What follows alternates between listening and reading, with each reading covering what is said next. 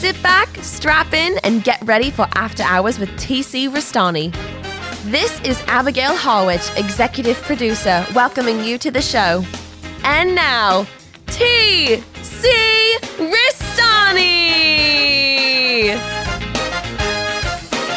Alrighty there, welcome to the After Hours of TC Restani The Podcast. I'm TC Restani, emanating from the palatial podcast penthouse here at Restani Productions for another fun-filled, fact-finding episode of After Hours. And I'm going around the horn right now and introduce, it's kind of like an interview every week when I talk to you guys.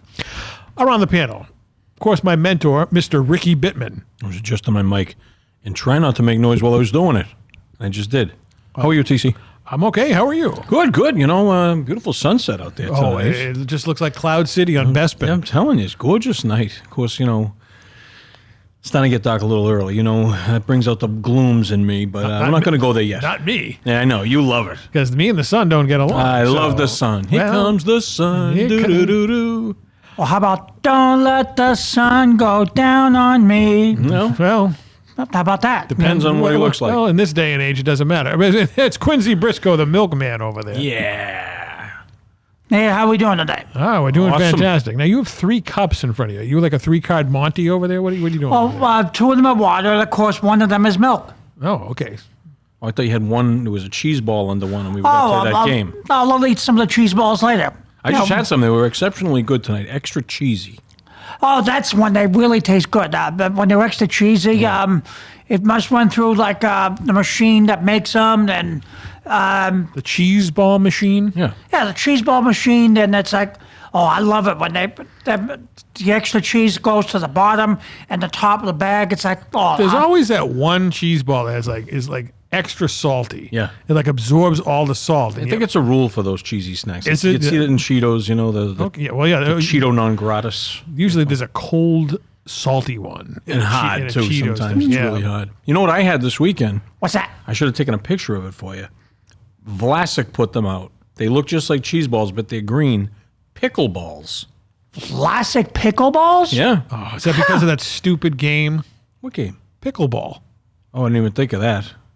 I hate that game anyway. It's just tennis. It's Are they? people my age play that. Not to interrupt you, but I'm telling you right now, it's the kiss of death because 2 guys I know have completely blown their knees out at the beginning of summer playing pickleball. I'll take a pass on that. Thank That's you very okay. much. But I Yeah, they're little green. Maybe I did take a picture. Are they like mild or spicy? They 'Cause I- taste just like a dill pickle. so sour. so they're a mild pickle. Then is what you're telling me. That is what I'm telling you. That is what. Well, maybe we'll have to try some. So I bought them at Market Right. Basket on a whim, like back in maybe early July. I can't find the SOBs. Well, maybe you ate them all. No, I bought them just 1 bag. All right. Well, so we don't have to scream it. But listen. Quincy's very upset over there. You Oh know? no, it's okay. No. It's, I just never, not until now. I never heard of Vlasic pickleball. Nobody has, and that's why I should have bought 2 bags. Do you so I have could that bring little, one up here. what is it, a pelican, the guy in the commercials? Vlasic pickle. That's because That's right. He was like a Groucho Marx type of thing. How long is first of all? How long is a Chinaman? Jesus, what are you, How long- emphysema? How long is Vlasic pickles and the character been around for? How long has this been going on? I don't know. Right Oh, there. look at that. Vlasic pickleball. Dill pickle corn puffs. Yeah, looks good. Look at- Let's see. I never heard those. Not till just now. And you like pickles, right? Oh no, you don't, huh? No, he does. He has them in his tuna subs. Okay, that's Vlasic pickleballs. So well, like all the listeners out there, I want you, if you see those, can you please middle of the night podcast at gmail.com or just hit us up on YouTube or the socials? Well, like Yeah, I you said, keep an eye out too, Abby. Vlasic Does she do her own pickles. grocery shopping? I have no idea. I haven't She seen, shops at Whole I haven't Foods. seen her in weeks. She doesn't go to Market Basket, I bet. The market basket comes to her. Yeah, that's right. That's what I heard. So pickleball. Pickleballs. Now, like I said, how long has pickleballs and the character of pickleballs have been around? I don't know. We don't know. Why do you ask this question? We are Because not an At encyclopedia. least the 60s, all right? I'll indulge Yeah. it because Groucho Marx was making a comeback in the 60s and the 70s, and they adopted his persona for that Pelican guy that TC was talking about. Unbelievable. Well, we have a list here that it was provided to us by Ah. the producer, who's Is it a grocery list? well, Meet me at okay. Well, as we were recording this, we are rapidly approaching the 48th anniversary of the death of the king of rock and roll, Elvis Presley. Hard to believe. This Saturday, he will have been in the ground 48 years. 48. Well, is he? Yes, he's dead. He would have come back by now. Heartbreak Hotel. It's like he's in the room. You want to join him? Unbelievable. So, where were you when Elvis died? I was right in front of my house. Peggy Doyle down the street yelled to my mother. It was 3:30. Well, I don't know when the news hit. It's probably like around 5 o'clock. But apparently, he died, or the news was made public. No, he died around 3:30 in the afternoon. Or it was made public, I'm sorry. Or when he was discovered. Wait, hold on. I got some notes here now. Wait a minute.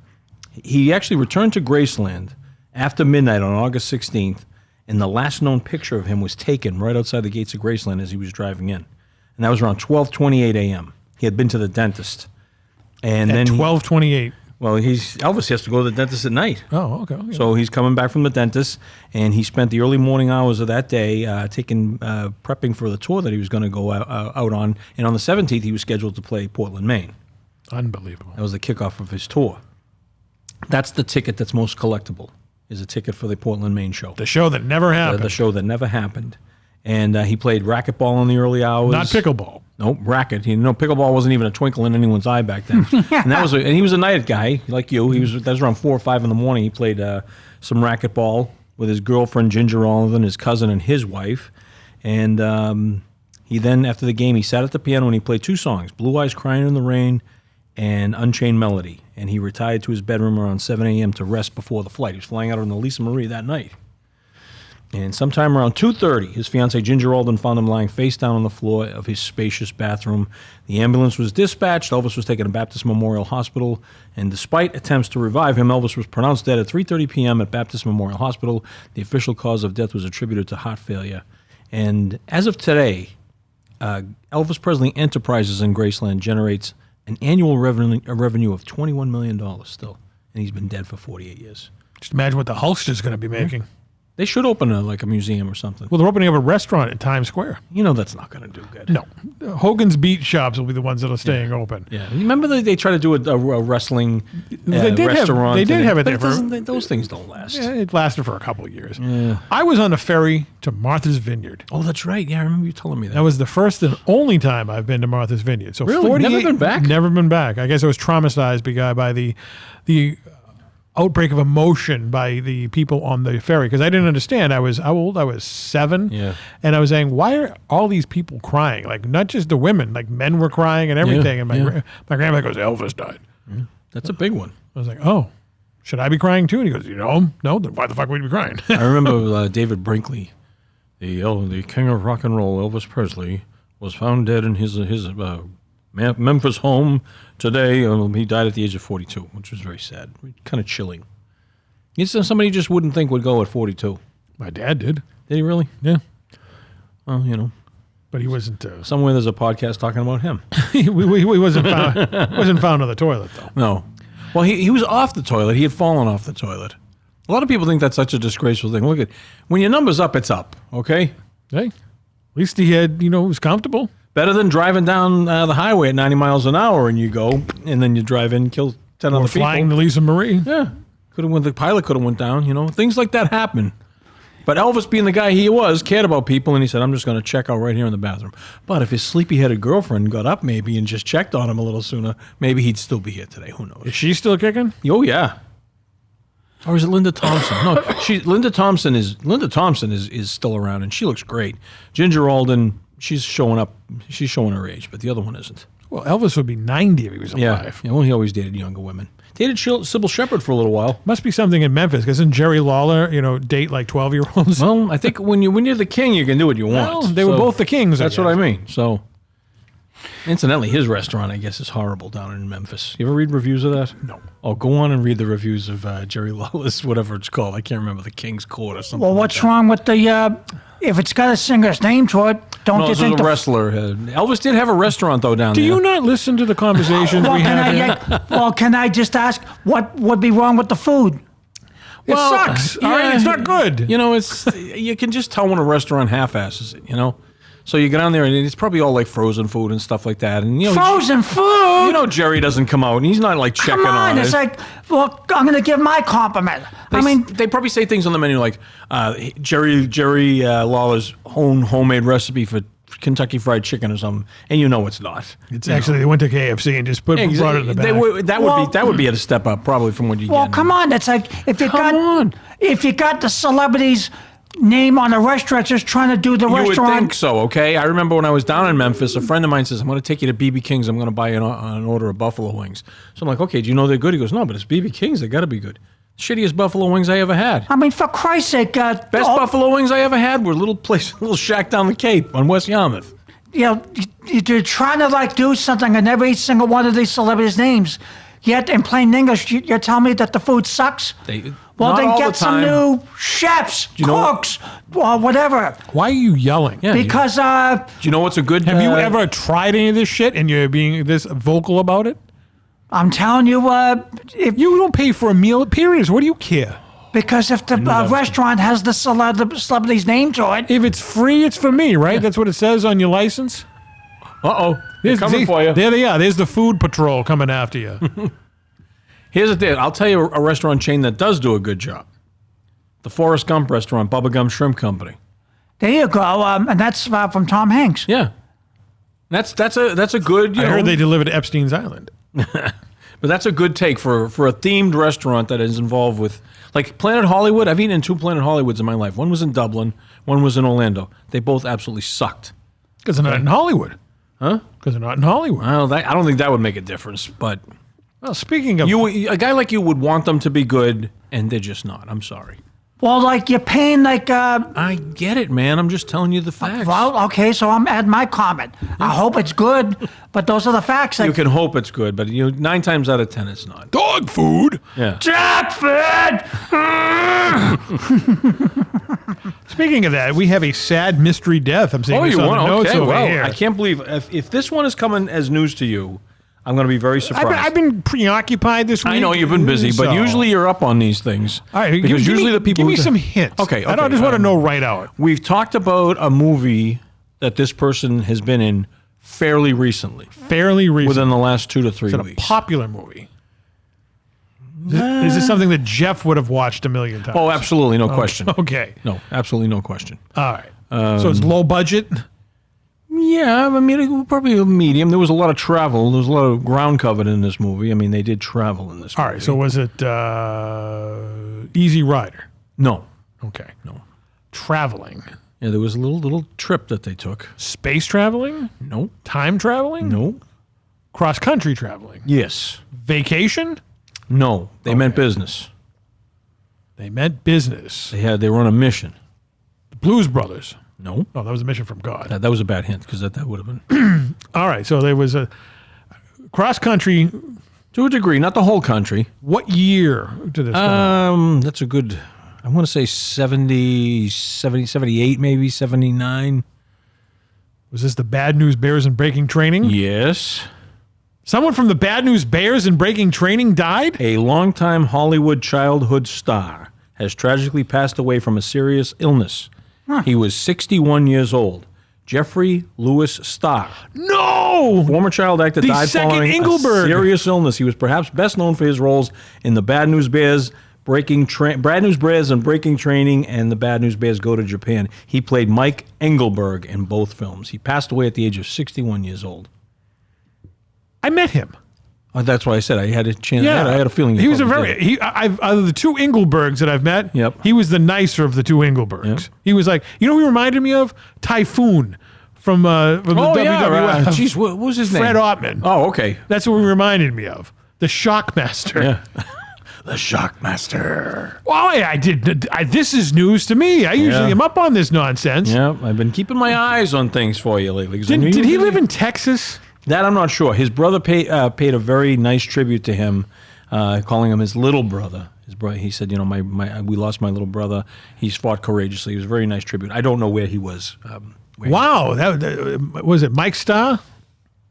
Who was his name again? Oh, I'm sorry, Jeffrey Lewis Starr. Jeffrey Lewis Starr. Yeah. Okay. Originally when I saw it, I thought it was the original Engelberg, because they said for his roles in The Bad News Bears, then it said sequels. Right. So when he said The Bad News Bears, I'm like, oh, the original Engelberg died. It's like when they recast George McFly. Exactly. Right. Exactly. But I mean, this kid held his own in 2 sequels. Hey, you know what? He was my favorite Engelberg. Oh, really? You liked him more than the first one? Yeah, because the first one was kind of like... The first one was funny. He was funny, but he kind of reminded me of like Terry Gordy a little. Yeah, he did have that Terry Gordy look. Engelbert, your father's going to pay for this windshield. Bullshit. Bullshit. That's sad. Yeah. That's, that's a movie that means a lot to me and I just watched it like two weeks ago. Well, it's your fault then. And we were talking about how Tarantino lauded this film is a really great movie on so many different levels, other than just the fact that it was the sequel to The Bad News Bears. So, well, it's too bad. Rest in peace, Engelberg 2. Yeah, thank you for entertaining us. Oh, I'm going to have to go find that on a streaming service and watch it. I know. You know what? I was trying to do that. The one I actually watched was taped from ESPN, so it was cut to ribbons. Ugh. Like the part where they kick open the bathroom door and he's sitting on the toilet with the bucket of chicken. Right. I was waiting for that part to come on. I'm like, what, do you cut that out for crying out loud? That's when they went into the hotel room. I'm going to call the Colonel. Yeah, let's call the Colonel. And he grabbed the phone book. Imagine kids watching that today. Like, what's that big book he grabbed to call the Colonel? That's sad. That makes me very sad. I knew you would be, and I wanted to make sure. And I didn't want to text you and say, "Hey, did you hear?" So I said, "This is going to be fresh for the air," as we like to call it. None of the autograph collectors called me up because I'm sure they have no idea. Well, now you can call all of them. And they'll be like, "Who? He's a stiff. He's a stiff. No, he's not good. He's not good. He's not my key. He's not my key. He's not. Yeah, it's not Walter Matthau. That still makes me laugh. It's not Walter Matthau. Not my key. I just watched Matthau the other night. Speaking of Elvis in King Creole. Wow, I was watching him in The Taking of Pelham 1, 2, 3. Oh, great movie. Right. The remake isn't that bad. With Travolta, I have seen it. I'm with you on that. Travolta's a nutcase in that one. Yeah. So of all the shitty remakes, that wasn't as shitty. Gotta love the 70s movies, though, man. There was just so many good ones just made. That was directed by Joseph Sargent, I believe. Really? Who went on to direct Jaws 4. Huh. Something must have happened in that 14 years after Pelham 1, 2, 3. He just probably lost his marbles. Yeah, probably. So he directed Quint. Yeah. And then he did a Jaws movie. Yep. So he should have Quint while he was ahead.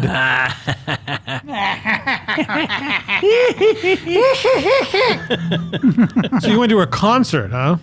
Well, yeah, I told you. Abby got Tasha and I tickets to the Luke Bryan concert. Okay. I wouldn't know Luke Bryant if he was sitting in here. Well, he's a great entertainer. He put on a great show. I mean, he's kind of for the ladies. Is it a country western gimmick? It's just a country guy. I wouldn't call it country. There's a difference between country and country western. So is he more John Denver-ish? No. He's more of what they call the bro country. He comes out in a ball cap and a T-shirt and...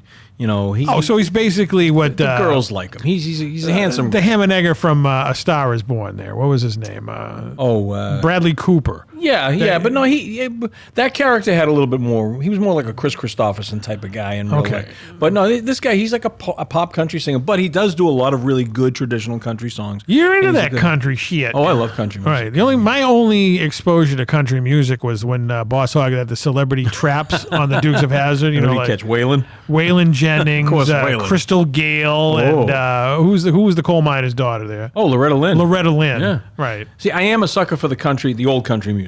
Johnny Cash and all these guys. George Jones, I'm huge on. Waylon, all those guys. The Possum? Trey. Oh, yeah, of course. You know who his number one fan was? Who? Paul Bearer. Really? Huge. He had pictures with him and went crazy when he met him.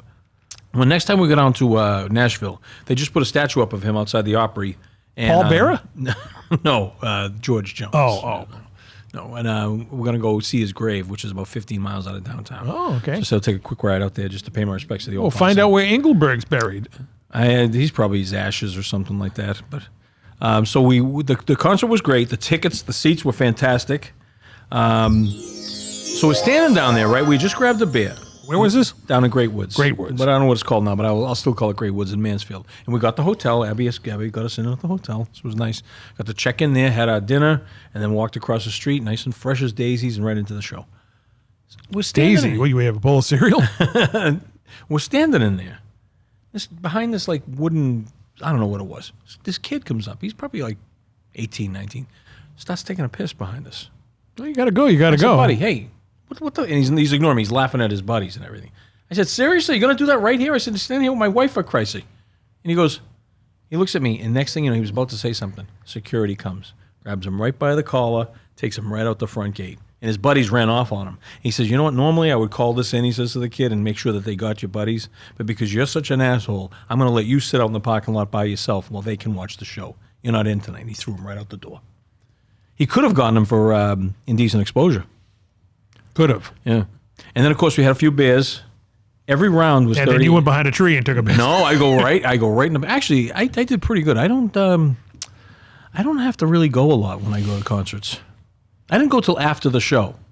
And I had 3 24-ounce beers. That's pretty good. 3. You count that out. It's 72 ounces of beer, I think that is. And I didn't take 1 lead till after the show. Wow. Strong bladder. I have what's called the Bittman bladder, they call it in my family. The BB? Of course, Tosh was in there every 5 minutes. Well, it happens. But they have like an area you can go in called the back porch. And you can sit down there, order food and everything, and there's nobody in there. So it's crowded. Everyone's like bumper to bumper. The traffic is everywhere. People can't even move. So Tosh goes, let's go in there and sit down. I says, there's nobody in there. There's got to be a reason there's nobody in there. It must be closed.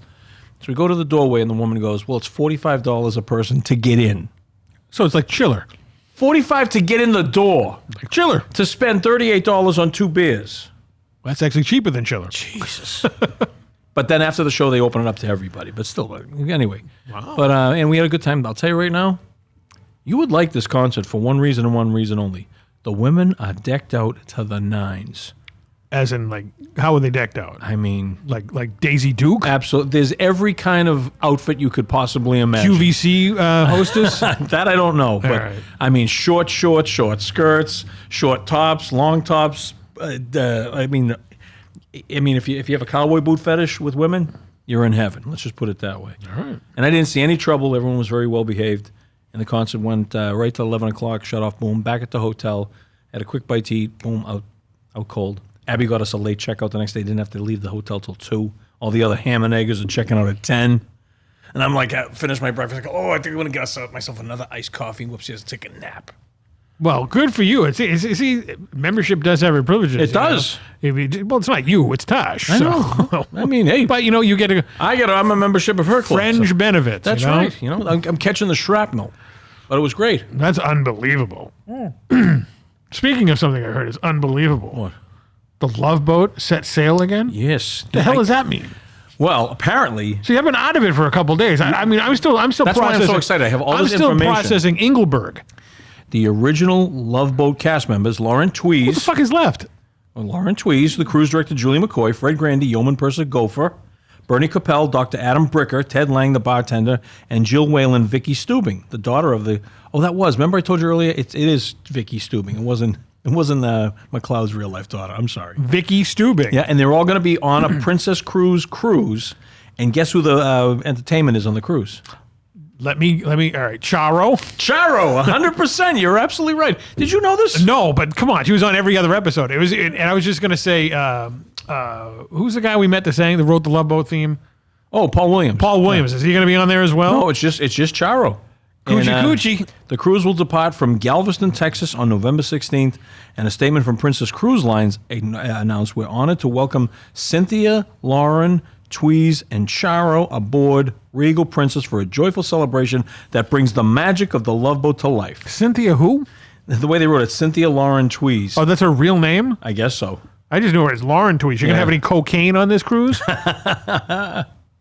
And I just thought it was kind of interesting, sort of bringing the Love Boat back into the limelight. How old is Adam Bricker? I mean, Bernie Capel. He's got to be almost 90 or in his 90s. He took good care of himself. He's a doctor. He's a doctor. That is true.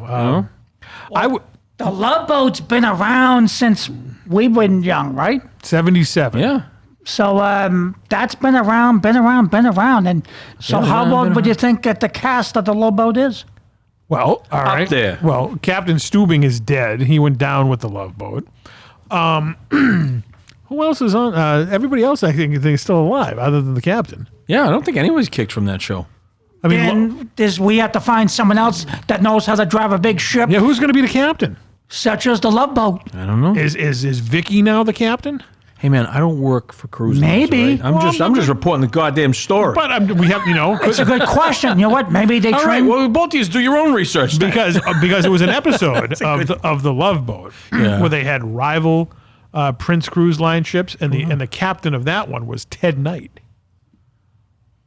Really? Yeah. That sounds like it would be an entertaining thing to watch. Well, it was the Mary Tyler Moore reunion there. Still, I bet that was funny. But he's not the captain anymore because he's no longer with us. That's right.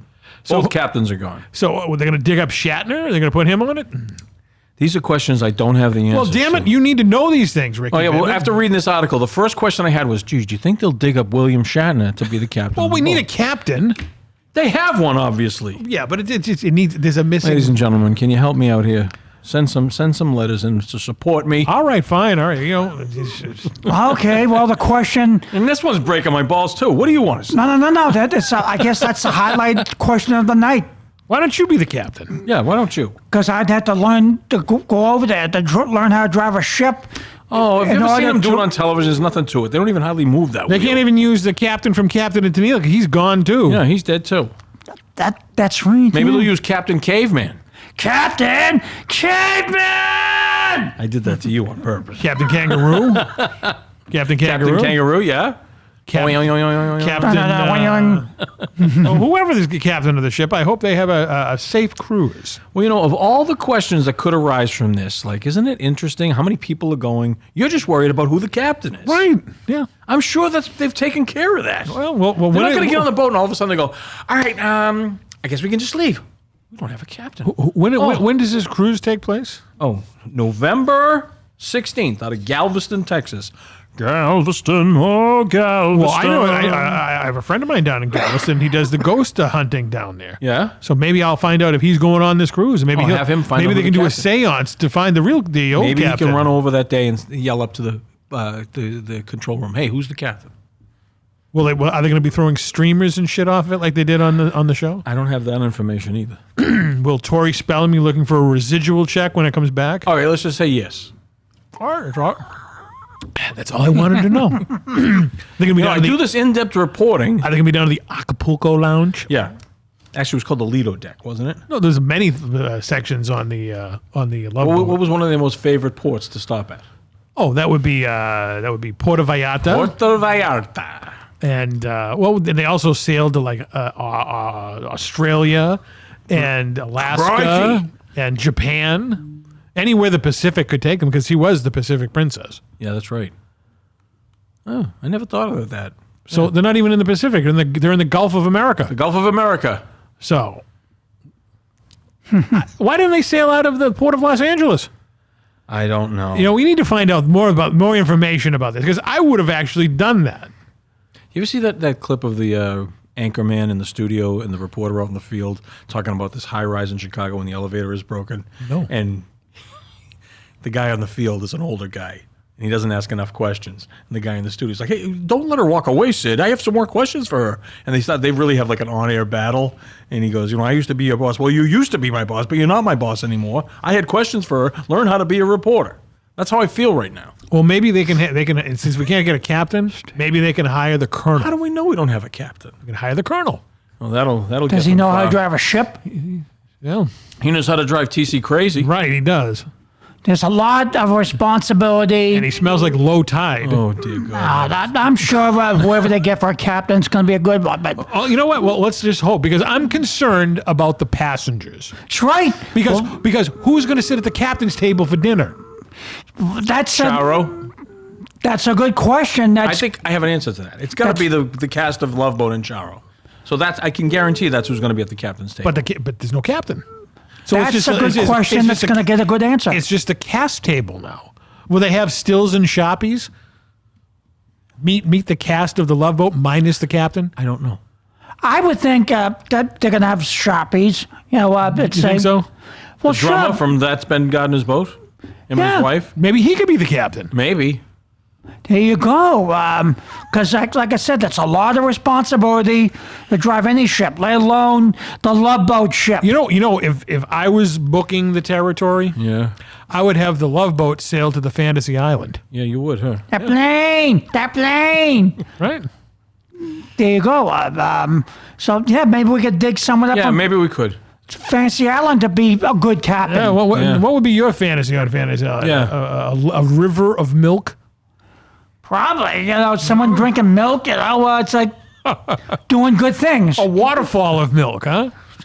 That's original. Ice cold milk. Ice cold milk. You know what Tattoo would say if he saw you coming in? The pain in the ass. That's you know what? I would, if that was closer, I'd do that. Really? I would. I used to watch The Love Boat every Saturday night. That's why I saw this story and I said I have to bring this to the table At so 9 I can be o'clock? abused. I have met the former captain, Captain Stubing, before he passed away, Gavin McLeod. Yeah? Yeah. I would imagine it was before you passed away. You didn't have to add that. How do you know? How can you meet him if he's dead? It could be a sea shanty or something like, like on the I know. the Flying Dutchman. I don't know if he was Dutch, but I don't know. I saw him on stage in Copacabana, the Barry Manilow musical.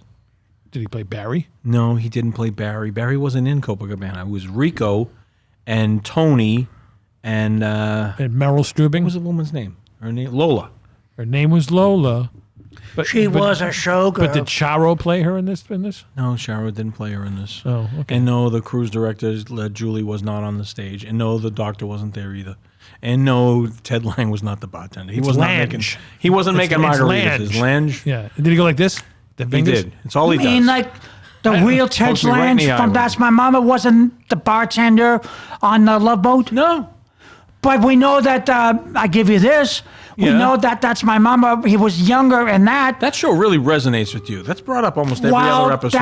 I learned some of these Clifton things. Davis. Clifton Davis. He would be Wasn't so, she on Sex in the City? No, that was he would Kristen be so Davis. happy that you're remembering him. I'm just Yeah. ignoring him now. Well, it was just a fun show, and like I said, it brought up some good episodes. Where the mailman and Ted, Lange came in. That's like he was funny, like ooh wee, but he could be serious, like Do you know what I remember from that show? That's My Mama. I do remember a scene. what's that?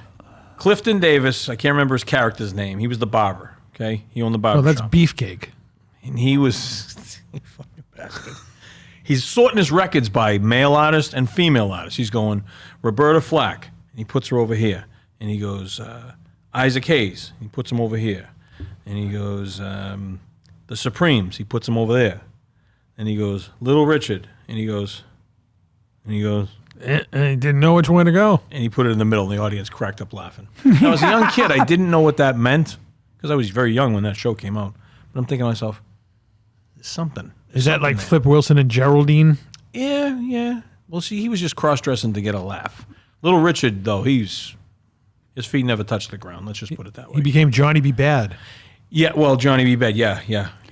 And a very bad imitation of Little Richard. I saw the man live once. It was one of the most Johnny B. fantastic. Johnny B. Bad? No, not Johnny Oh. B. Bad. I saw Little Richard live at Lupo's Heartbreak Hotel in Rhode Island.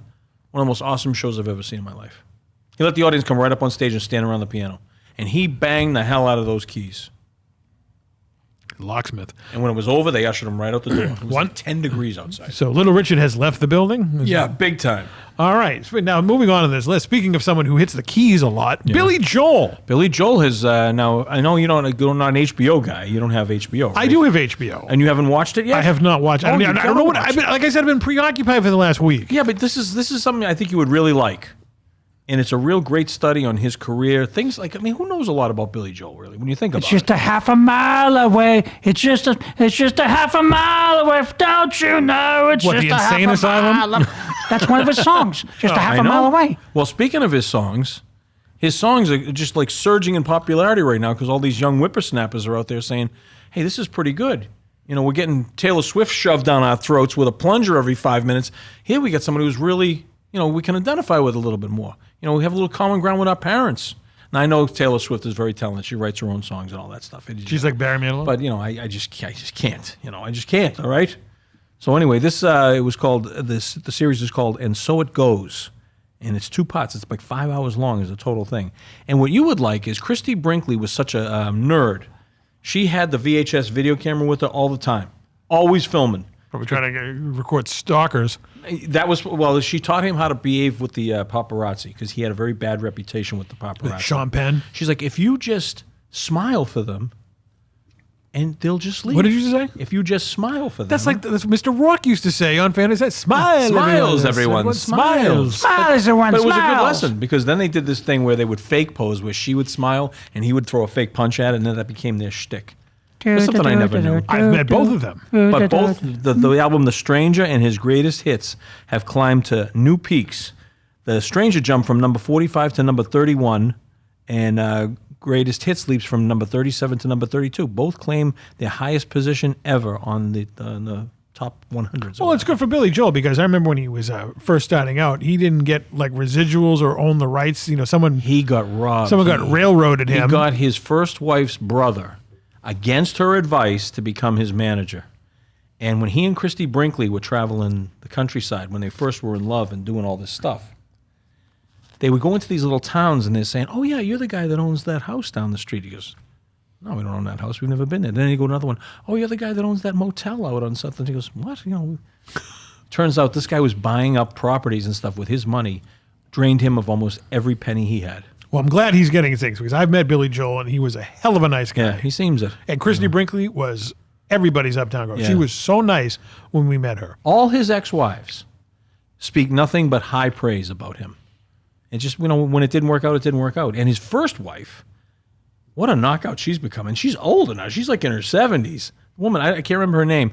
But of course, Tosh goes, well, she got all his money and she had a lot of work done. But you know how sometimes when a lot of work doesn't go the way you think, a lot of it lately doesn't seem to be. Whoever she got to do her work. Vince McMahon, have you seen exactly. Vince McMahon, Barbara Streisand. I mean, God, these nightmares that are out there. Madonna. Whoever did Billy Joel's first wife's face, primo job, let me tell you right now. Well, Christy Brinkley looks unbelievable at 71 or 2, whatever she is. So unbelievable. Well, good for Billy. Yeah, he's out there. So kids, now listen, if you're out there, pick up some Billy Joel, listen to it, and discover some great music. What's your favorite Billy Joel song? That's a great question. I am going to say probably Miami 2017. I seen the lights go out on Broadway. Okay. What about you, You don't know that one? Vaguely, I remember that one. You know what? I'll have to go on the Spotify. And Why don't to you? it. It's a great tune. What about you, Quincy? Your favorite Billy Joel song? I can't play favorites. Tell her about it. Tell her everything you feel. Give it every reason to accept that you're for real. Great album. Unbelievable. That's He a got a good lot of album. shit for that album, too. The critics dumped on him big time for that album. Why? They just said he was ripping off Frankie Valli and all that, but it was like an homage to those guys, the doo-wop guys from the Brooklyn days. I would have to say my favorite Billy Joel song is... What do you think I'm going to say? She's Got Away. No. I've made... I've made many music videos to that song. All right. I'm just Okay, that aside. that aside. Okay. No, not that one. I'm in a New York state of Oh, mind. yeah. Boy, what, I mean, that, I'm glad you mentioned that. As somebody, I remember the first time I ever went to New York City. So do I. Stayed overnight. We got a great apartment while we were there. We borrowed, this guy I knew, he had a business apartment there. We got to stay in.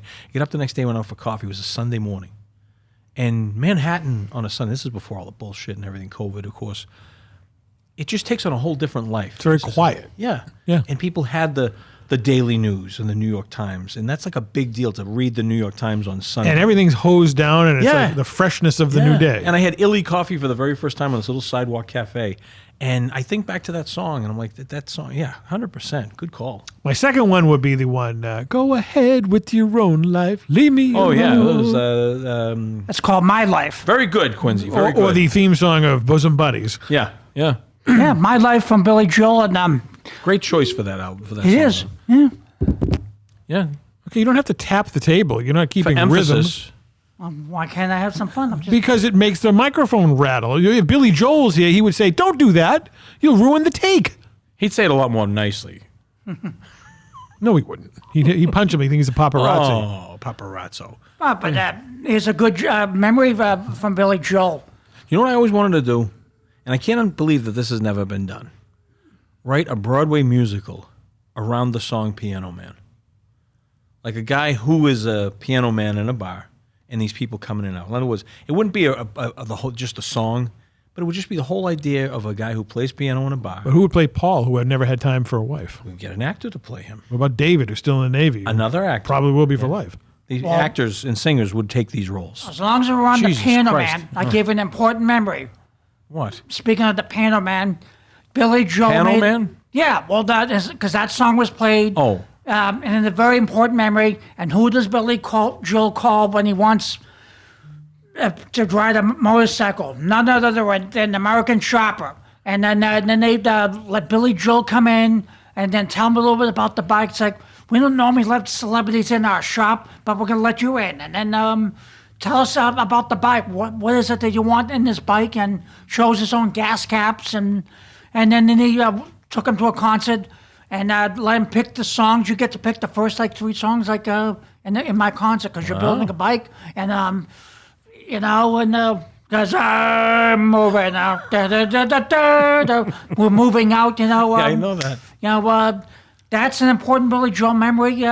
Orange County Choppers. And, he was so influenced by that, he opened his own line of chopper shops out in Oyster Bay, Long Island. Really? And they just recently closed because he's out of New York now and he's living in Florida full time. Really now? Yep. I think he's opening it as a merch store, like a little sort of the storefront is going to be there, but he's done with the chopper business. Unbelievable. How about that? For an important memory. Things you know and find out on this program. But I hope he tours again because after a while I was like, I kind of seen Billy Joel to death, but now this special, I'm telling you, please invest some time and watch it. I think you're going to be I owe Billy Joel because I met him at the Elevator at the Four Seasons in Boston back in 1997 or 8. Now, what was the circuit? Was he just coming off stage or what was it? He was doing a concert. Yeah. And he was staying, obviously, at the Four Seasons, and I got the scoop. Yeah. And I hung around the lobby all day. But did you get him before or after? After. Yeah. Yeah. It was just him. Just they say he still had hair then. That's how long ago this was. Well, they say, when they're done with the show, they're on such a high. Like they got to, You mean, but after doing a million shows, you still get that high? I still do when I go home from this, I'll tell you. Well, I gotta calm down. You need to go, to see a therapist about that or something. Speaking of therapists, did you go into the? Has it happened yet? To the St. Rocco feast? St. Rocco's, the Italian feast. The day after Luke Bryan, kid. I'm going back to back now. 2 nights in a row at 60. You got to give me some credit. Hey. Of course, I didn't do anything all day, but I did get off my ass to go. Took a quick shower. Went down to St. Rocco's. Got some street pizza. Got some Erin Cheeney. Got a little fresh meatballs. Erin Cheeney, what show was she on? When he asked me the question, I'm thinking, okay, here's a little interesting question from TC. I don't know what show she's on. Oh, Oh, I thought you knew. No, I have no idea what Erin Cheeney was on. You know what Erin Cheeney means? No. Little orange. Little orange. That's what it means. Because these little fried balls of meat, peas, and rice. They call them rice balls. Kind of like Quincy's cheese balls. Exactly. We had pickle balls, we had cheese balls, and now we're talking rice balls. So they named We're having a ball. I know the name of this episode. Having a ball. So they named it Erin. What would you name your cheese ball? I know. Maybe I'll taste a pickleball and if I like the pickleball. I don't think he gets it. All right. They didn't name it Erin. Okay. Erin Cheeney is an Italian word. I know, but it sounds like Erin. Well, when I name the cheese ball, I'd have to investigate. Okay. Well, what would you name? Investigate what? What would you name the cheese ball? It's that simple question. You had a kid tomorrow. What would you name it if it was a daughter? Hector. Is that a guy's name or a girl's name? Hector? Yeah. Nowadays, it can be anyone's name. I have no idea, Quincy. All right, you go over there and you digest your cheese ball. So you had your Erin Cheeney. Yep, and there was a great band there called Wildfire. Great cover band. And a lot of 80s stuff. That's Wild Thing. A Wild Thing. And they did that song. And I got to see an arrest. We're playing Wild. I saw Malden's Finest Fire. arrest someone, which was good. Really? Well, it's funny. I kind of have an instinct. Wasn't Glenn, was it? He was kind of Glenn-ish. Oh, okay. Well, But I'm watching this dude, okay, and I'm standing there just enjoying my cold beer on the street, minding my own business, enjoying the music. And again, this is packed. And there's beautiful Italian women everywhere, families, old people, young people, everywhere is enjoying this band and the atmosphere. Fried dough is going, hot dogs, they got everything going. The place is wild. There's one guy, and he's just acting really strange. And he was kept standing on his tiptoes, not looking at the stage, he was just looking at the people and stuff like that. And he came towards me at one point, and he looked like he was going to say something, and he just turned and went away. And I said to Tasha, I said, keep your eye on this guy. Something about him I don't like. Then I see somebody coming through the crowd, and they have a police officer right behind them. So they're leading him somewhere. Sure enough, I look up, the police officer's got him, and is taking him right out. It's not the guy who took a piss behind you at the concert. No, but I wish it was that asshole. So we're going out, and the cops were questioning him. And then I guess some of his family come over, and they took offense to him being questioned. Little drinking was going on, and then tempers started flying. So the cops really had to defuse the situation. But the Malden police did a great job. Sure he wasn't trying to impress Erin Cheeney? I don't know, maybe he was. Well, that's good. Well, you go to all these fun things. Yeah. And I never get any calls or anything other than... Well, this one had nothing to do with Abby. I mean, this was just... I've been going to this for a long time. You all right? Who's St. Rocco? Wasn't he in Public Enemy? Now, that is a question I have the answer to. No, he wasn't in Public Enemy. He was the patron saint of contagious diseases. So he was busy during COVID. But they had that nice feast to him. Did they give out Kleenex? No, they didn't give out Kleenex. They marched the statue up and down the street. Maybe they should have just given out Kleenex instead. That would have been a much better tribute. And people pin money to the ribbons. And so it was Godfather 2 was basically just like that. And they had the Roma band there playing in the afternoon.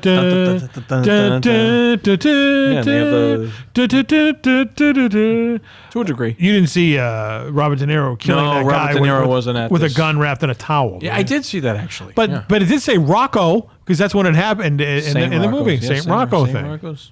So, damn it all. Damn it all anyways. Wow. But it was good. You know who I ran into one year right there? Erin Cheeney. No, Joey Voices.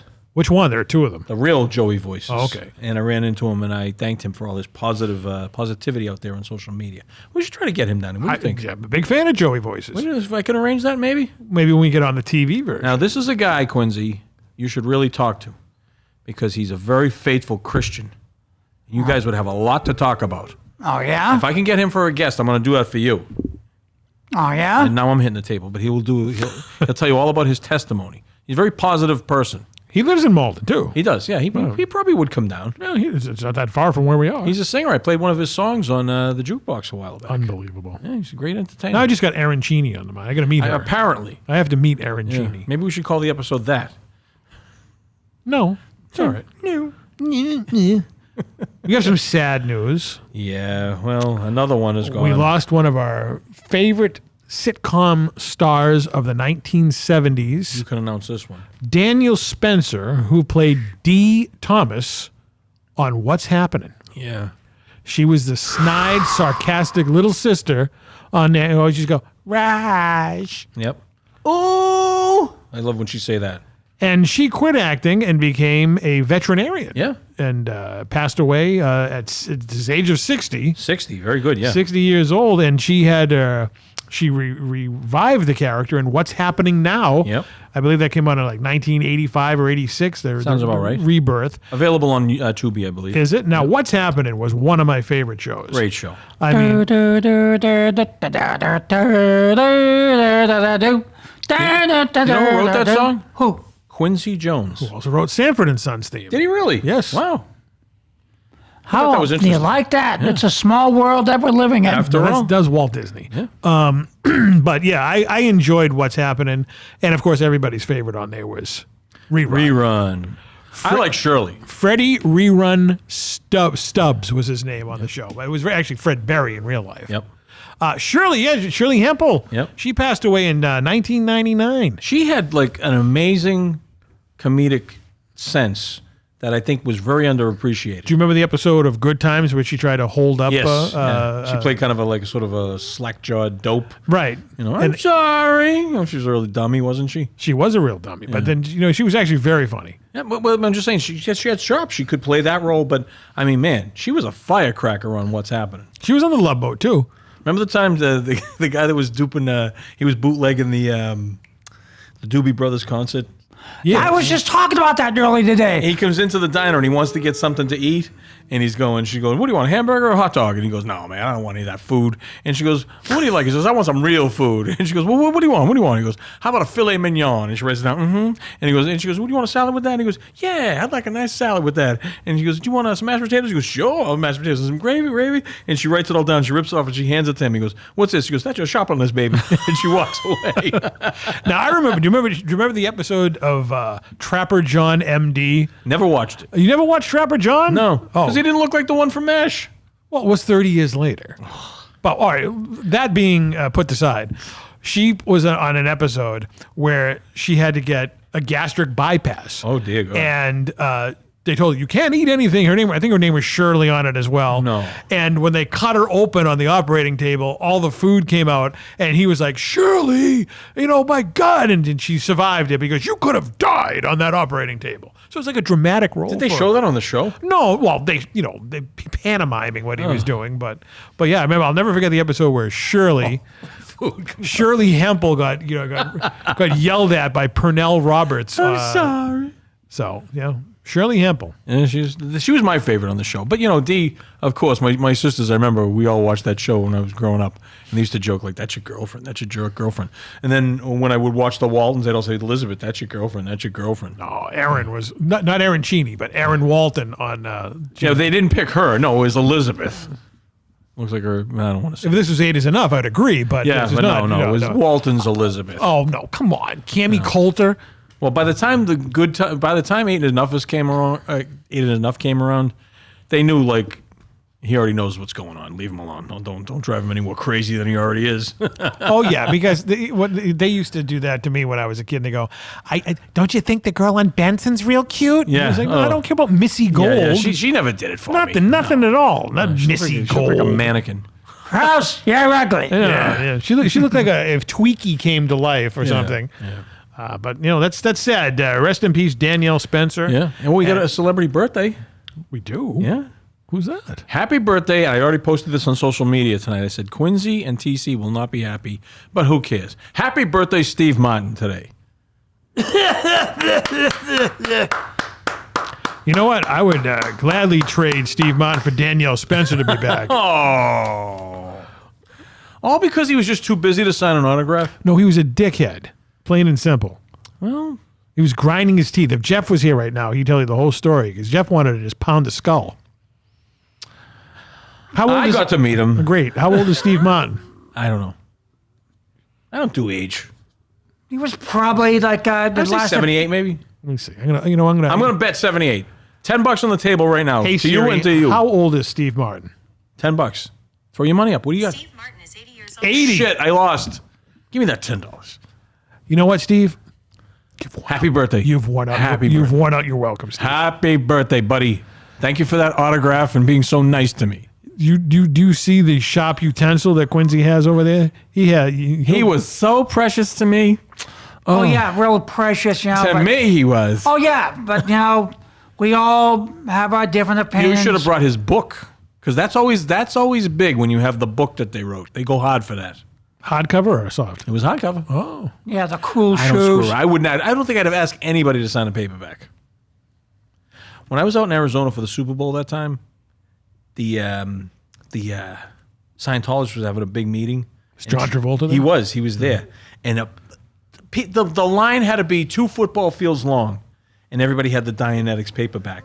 L. Ron Hubbard? Which they no, it was the Battlefield Earth. That wonderful film? Yeah, no, but I guess they changed the cover to put him on it because they knew they would sell more covers with Travolta. Yeah, but he would only sign Battlefield Earth. That's the only thing he would sign. No Barbarinos? No memorabilia from Greece, Saturday Night Fever, nothing. Which is rare Only because that. he's a very nice guy. Yeah, but I guess it was something to do with the Scientologists. Contracts. They were like, sorry. Well, it has come to that time for the mailbag. We do have viewer mail. Or is it viewer mail or listener mail? Well, I think viewer mail sounds more like people know viewer mail. Listener mail doesn't roll off the tongue. You know what I'm saying? I get you. Viewer mail. We only got one this week. And one's all you get, Hoss. And One's all you get, Hoss. It was addressed to none other than Quincy Briscoe. Oh. Let's hear it. Dear Quincy, my name is Professor Paddywhack. I am a bona fide one-man band. One-man band is all in caps. I specialize in a continuous collage of energizing entertainment, including hand shadows, musical saw playing, juggling, magic hat tricks, laugh riot comedy skits, and the most marvelous of object manipulations. I understand you fancy yourself an entertainer. Well, Quincy, you are not an entertainer. And I happen to be very good friends with Alec from the Shriners, and while I am grateful you sent him a donation, I take offense at your disparaging the adorable blanket. Why don't you climb a tree and drink your milk and leave the real entertaining to us? Disrespectfully, Professor Paddywhack. Well, like I said, I'll say it again. You may think that you got money off of me, but you didn't. You may have tried to forge my name, but there's only, but I can tell you one memorable episode of the guy's name was Archie Bunker, who forged his wife's name to buy a bar, and the bar was set for about one night. This one really sticks with you. Oh yeah, well, so if you really think you forged someone's name, you're going to get into a lot of trouble. Well, I think the thing that really bugs me about this is he's saying because he does all these tricks and hand shadows and he plays the saw. You know how they used to play the saw? When you bend the saw and it makes musical saw, and he performs skits and he manipulates objects. That he's more of a he's basically saying, what do you do to be so entertaining? Yeah, why are you an entertainer?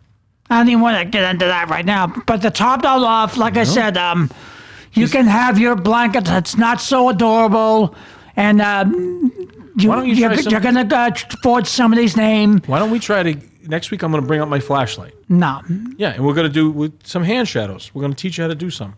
Like right here. So you know what that is? Superman flying over a nudist colony. That's the wolf. You don't like that? Are you hungry like it?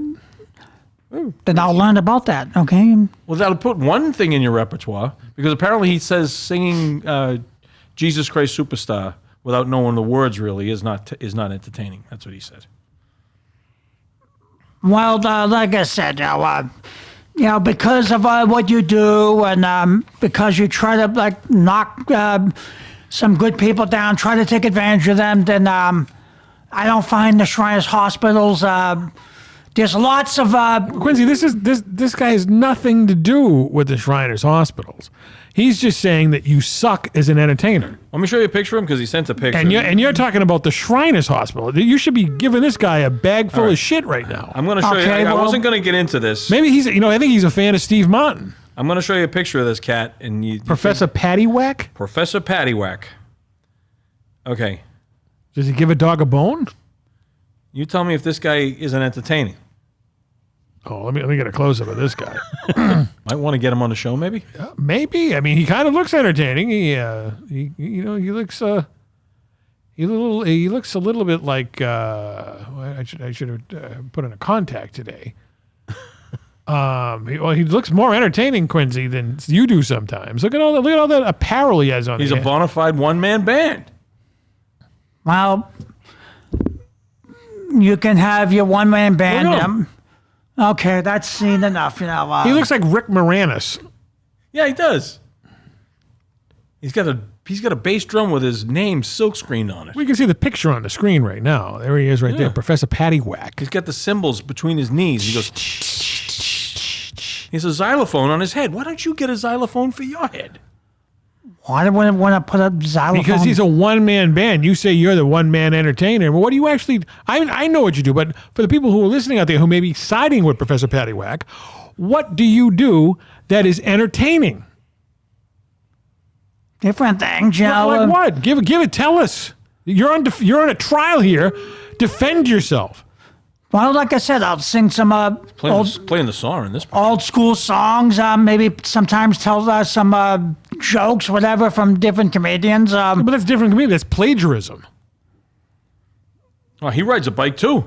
Look at that. Well, there you go. He rides a bike. But Quincy, this guy just basically says you suck as an entertainer. Okay, well, you suck too. Okay, so let's drop it. Okay. That's what I wanted to hear. Stand up for yourself. Okay, well, get bent. How's that? Say it right to his face. Get bent. Professor Paddywhack. What does actually that mean? What does get bent mean? Well, in other words, maybe to put it mildly, get bent, you suck too. Okay, that's an old thing I used to hear. Call him right by his name, Professor Paddywhack. Tell him. Professor Paddywhack, get bent. That's going to be the sound clip of the week. Unbelievable. I know you're an entertainer. Ricky Bittman knows you're an entertainer. All of our listeners know you're an entertainer. But Professor Paddywhack is giving you some shit. All right, well, let's drop him, okay? You want to drop him off a building or something? No, we'll let someone else deal with him, okay? He just appeared at the Bolton Fair. Really? Well, goodie for you, okay? Well, I just thought, if a viewer's kind enough to write in, we should read his letter. Get a little choked up here. Quincy, are you okay down there? Oh, yeah, I'm all right. You're okay? All right. You want to hear my men's room story? You have a men's room story? You know how I hate the men's room. Sure. I hate going in the men's room. You have a lot of pissy stories tonight. I do, yeah. There's a lot of pissy stories. Well, I hate the men's room. I hate going into the men's room and people who are in there, they want to start talking to you. I want to get in there and get out. There's a lot of things I hate. Whistling, singing, and talking in the men's room. Professor Paddywhack? I mean, if he was in there, forget it. I would have pissed right on his leg. So I'm in there today, and I should just always go into the stall. Because there's less chance of anything happen. But like an idiot, I go into the open air urinal. This guy comes in after me. He's brushing his teeth with an electric toothbrush, standing behind me now.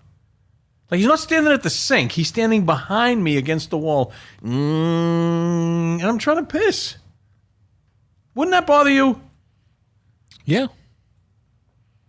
Would that bother you? But he didn't have a conversation with you, though. Well, if you have to go, then I just let it drain, you know. See, that's why you're more of a man than I am. But he's behind me, and he's like, I mean, it's like...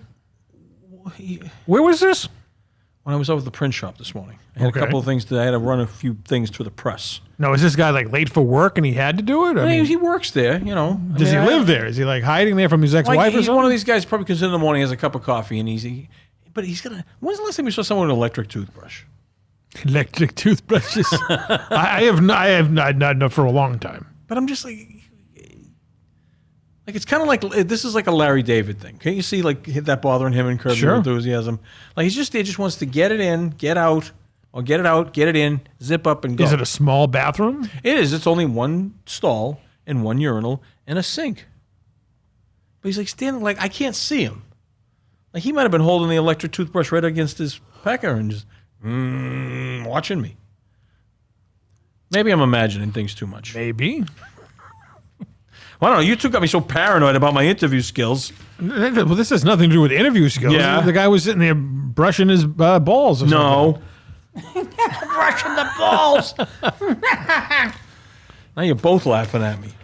Now I know how you feel. Now, did you confront him? No, I just washed my hands and got the hell out of there.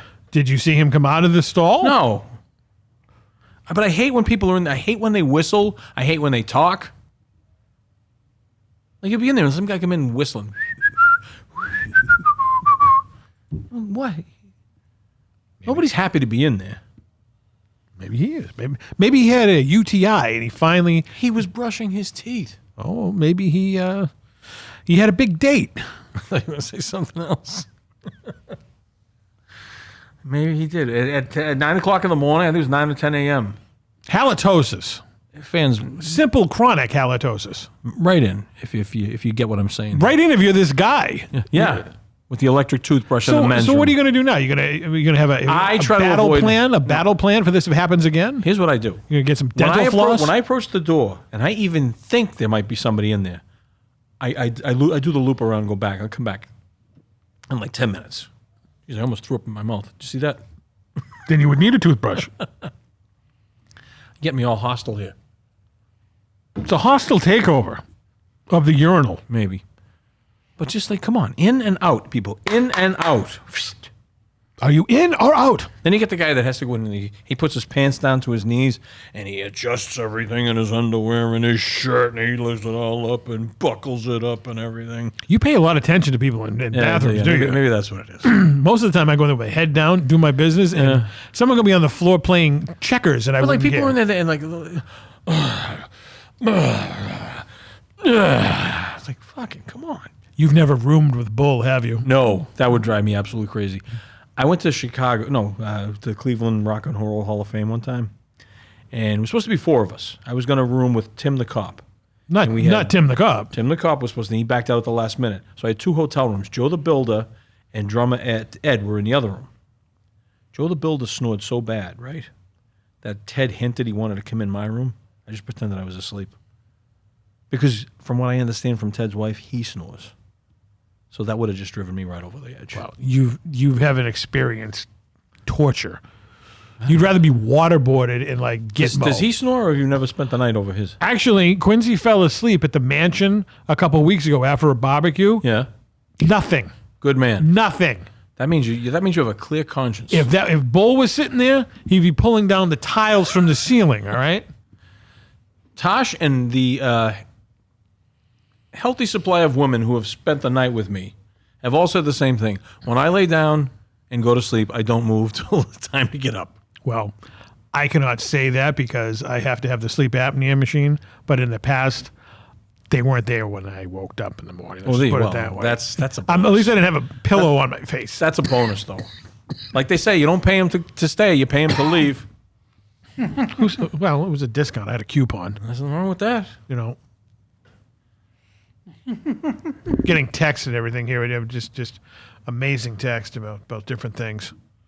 Anything you could share with us? No, I can't. It's private stuff. Christ. It says headquarters from QVC. Oh, really? Nice. Yeah. That was pretty good. Hey, speaking of I just want to address something. Sha-na-na? No, I want to address something that's really pissing me off. What's more pissing off than electric toothbrushes in the bathroom? Eddie Deason. Why is Eddie Deason pissing you off? He didn't promote our interview the way he said he was going to. Well, he's a busy guy. Bullshit. We promoted the hell out of his appearance and everything. We paid him. I didn't even interview the guy. Well, here's the deal, Eddie. The Kowloon invitation is being revoked. Because we're going to Peter Wu instead? And you can go to Peter Wu all you want. I ain't going, especially if he goes. Was he the one in the bathroom with the electric toothbrush? Oh, Peter Wu? No, Deason. No. Wow. I just feel that he kind of left us hanging. And if he had issues with the interview, he should have said so. He said I've got 19,000 followers. I'll promote the podcast, and he never did. Oh, that's private business between you and Mrs. Kintner. It's the whole show. He thumbed his nose at all of us, not just me. We'll just have to. He's coming to town. Well, he can go shit in his hat. I'm not driving down to Taunton to see him. Remember when Jeff used to imitate the Tauntauns? Yes, I do. That was always good. So, yeah. I don't know. I have no idea. Well, I'm just putting it out there. I'm not too happy with him. And I reached out to his buddy Steve. That was like talking to the wall.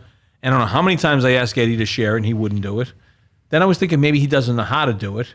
But he's sharing these other videos where he's at the Beatles Fest, and this woman answered him, and he got all the Beatles questions wrong. He answered them all wrong. Uh-oh.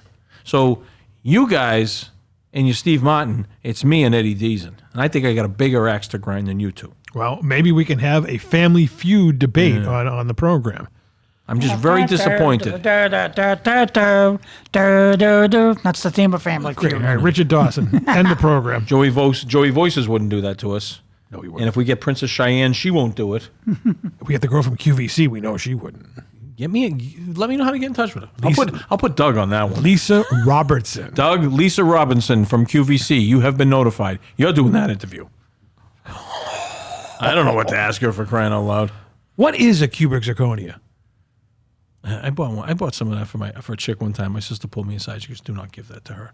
I'm like, why? It's beautiful. She goes, "No, don't." She was right. I don't know what it is. What did you do with it then? I threw it away. I mean, she said, "This is shit. This is nothing." Don't fool's gold. Yeah, don't give this to her. Okay, whatever. Quincy, it looked real. Of course it did. Quincy, wrap up the show. Okay. One of his 3 liquid containers. Well, we thank you for watching this very interesting episode. And then we see you again on our next episode. Please drive home carefully, because if you don't, you'll pay the consequences. And remember, we never close.